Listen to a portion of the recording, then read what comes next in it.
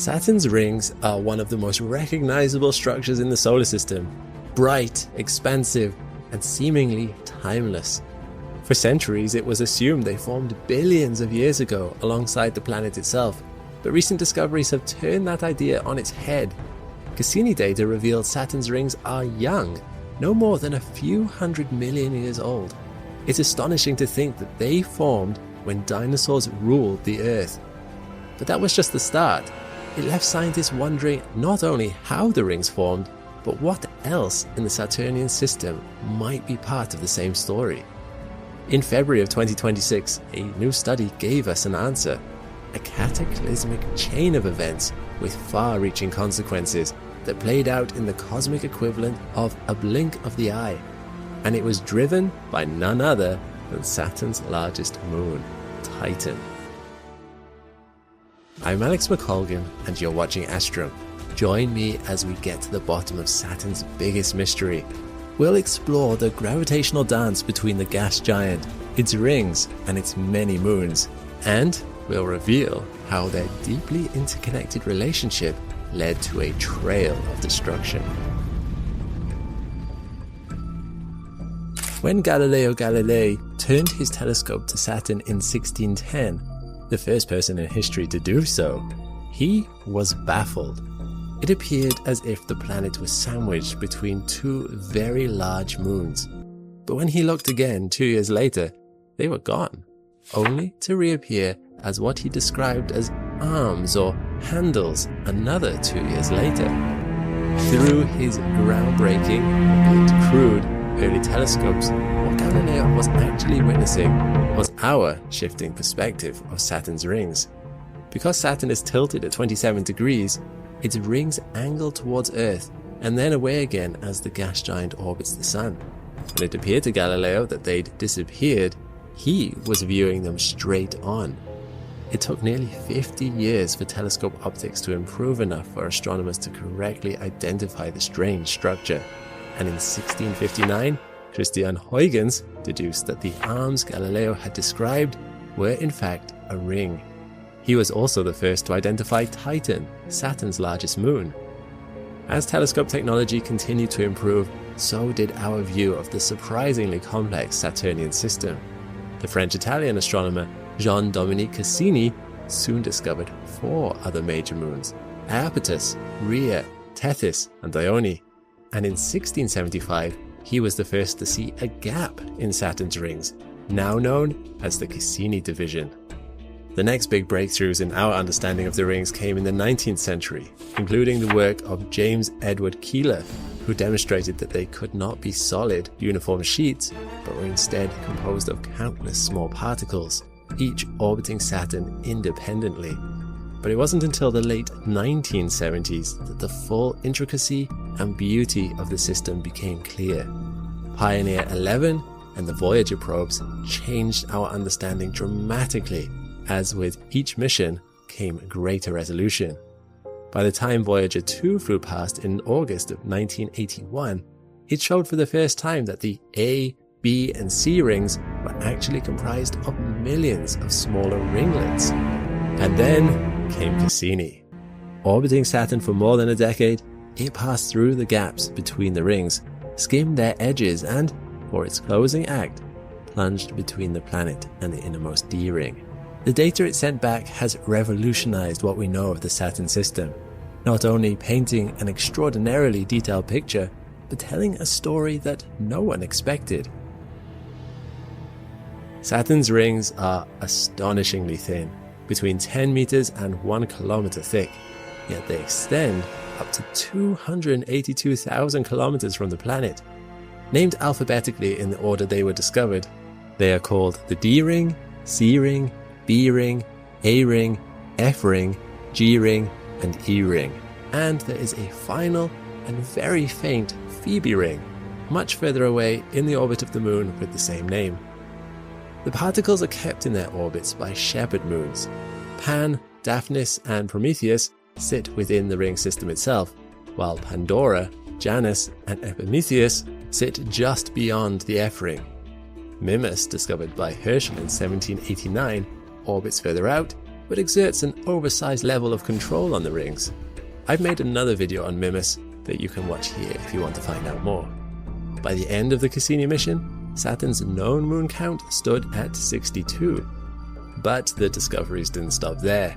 Advancements in ground-based telescopes and recent surveys put the latest moon count at a staggering 292, and it's still rising, more than any other planet in our solar system.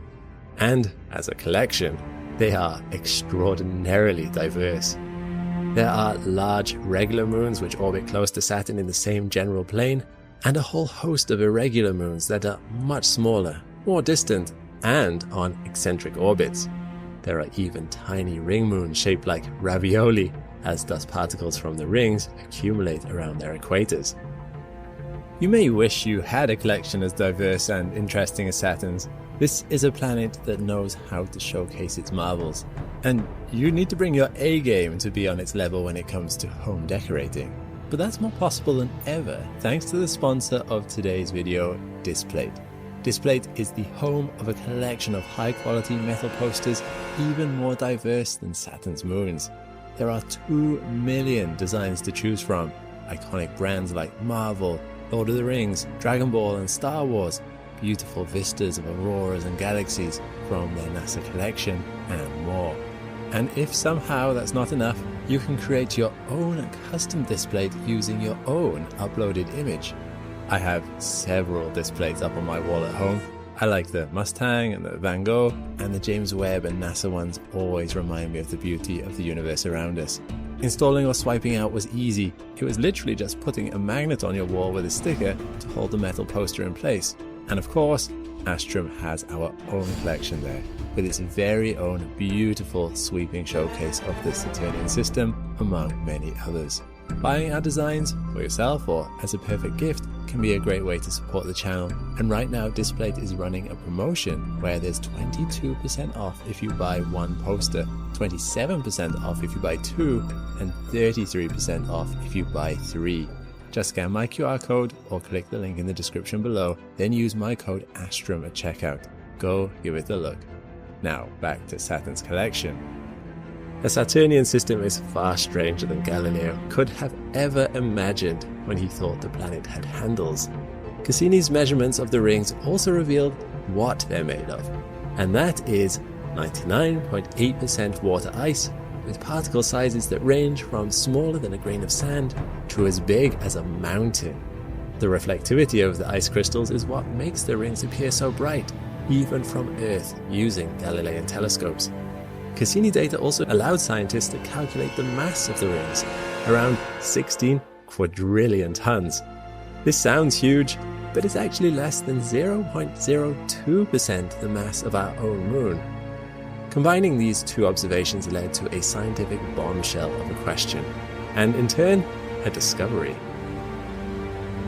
Over time, micrometeorite impacts and space dust pollute water ice and darken it. So why were Saturn's rings so bright?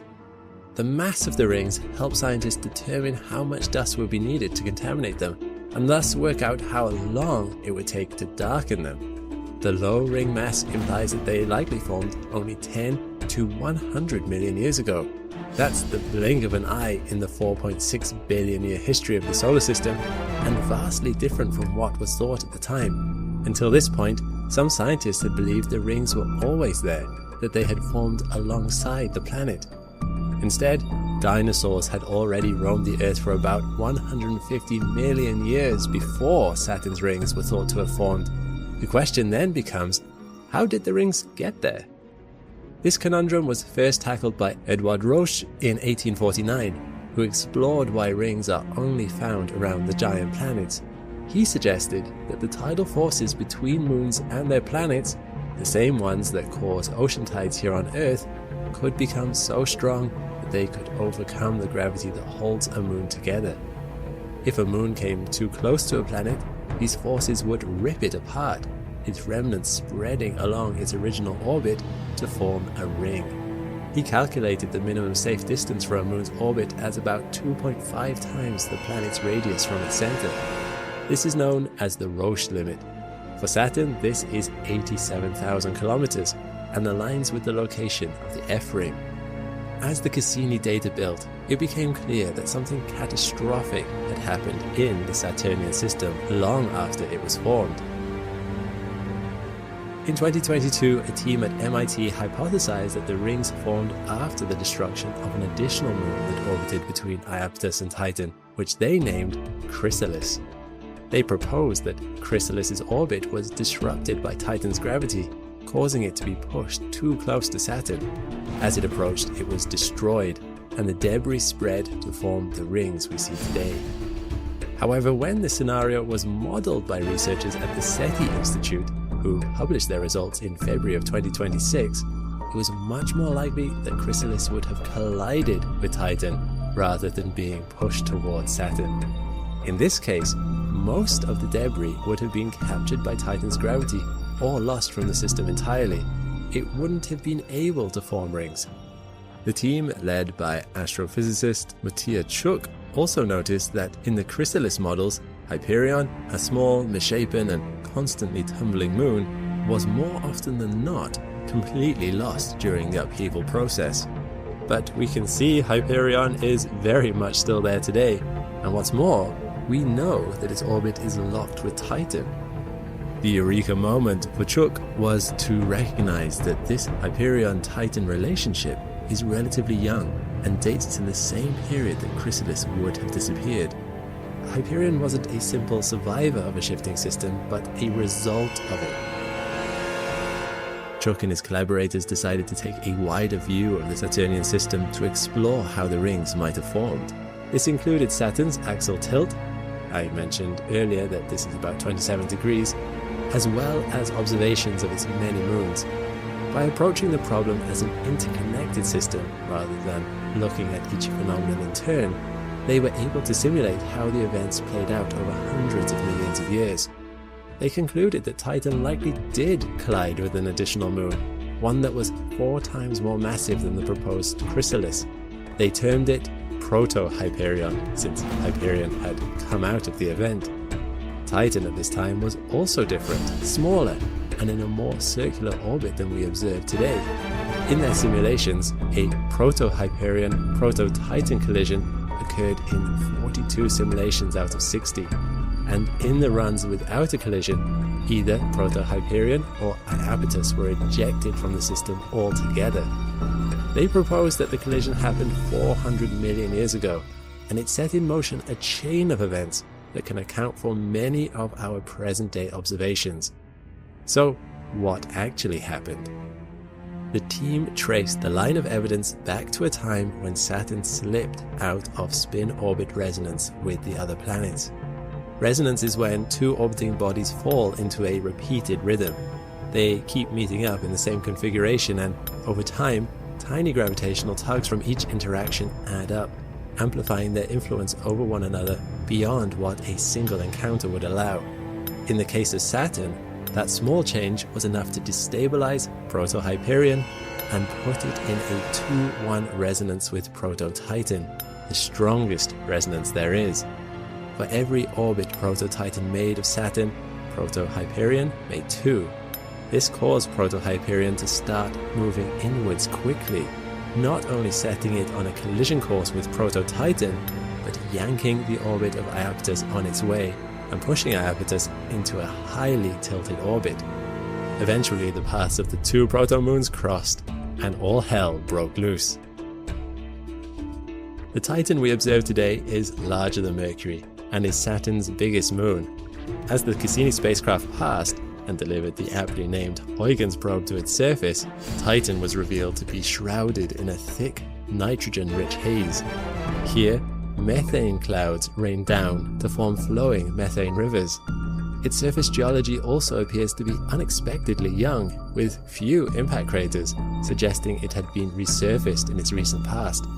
In Chuk's scenario, when Proto-Titan cataclysmically collided with Proto-Hyperion, large portions of it were resurfaced, smoothing over old craters and giving it the lunar equivalent of a facelift. A large proportion of Proto-Hyperion merged with Titan, but some of the remaining fragments accreted to form Hyperion as we know it today.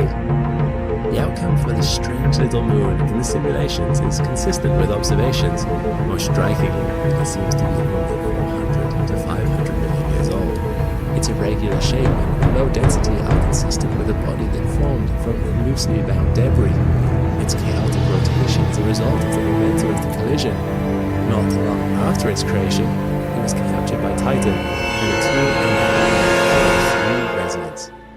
As for Titan, the force of the collision pushed it into a highly elliptical orbit, a process that had started as soon as it became resonant with Proto-Hyperion and accelerated after the collision. As with our moon, Earth, tidal interactions are pushing Titan away from Saturn. But here's another twist. Cassini data revealed this outward journey is happening much faster than predicted, at a rate of approximately 11 centimeters a year. A large collision, as modeled by Chuck, can account for this. And the impact of the newly enlarged Titan goes even further. As its orbit changed shape and grew, it swept through the Saturn system, wreaking gravitational havoc even on the giant Saturn itself. As we've explored, resonances between objects are hugely important in space, and they don't just occur when orbits align. They can also link the orbit of one body to the spin of another. Planets aren't perfect spheres. The influence of the Sun and their moons flatten them into oblate spheroids. This also causes them to wobble as they spin on their axis, like a child's spinning top. This wobble is called precession. Following the collision, Titan's rapidly enlarging orbit changed Saturn's precession, causing it to wobble faster and faster. This pushed Saturn's axial spin into resonance with Neptune's orbit. The only way that this lock could be maintained, as Titan continued to pull away, was for Saturn to tilt onto its side. Due to their formation process, giant planets are expected to have close to zero tilt, so Saturn's 27 degrees has been a puzzling anomaly for some time. This scenario, modeled by the SETI team, is one of the most convincing to date to explain it. For around 200 million years or so, the Saturnian system stabilized, but as Titan's inexorable pull away continued, it wasn't long before it caused more damage. About 100 million years ago, its orbit became locked into a 4-1 resonance with one of two inner moons. This relationship tilted Titan and shifted the orbits of the inner moon pair, leading to their collision. The force of the crash and the tidal influence of Saturn tore the inner moons apart, producing vast amounts of debris. Over time, some material accreted into new moons, some was lost, and the rest spread into the thin, orbiting disk we recognize as Saturn's iconic rings. That is how they came to be, and that is why they are so young. And as this story comes full circle,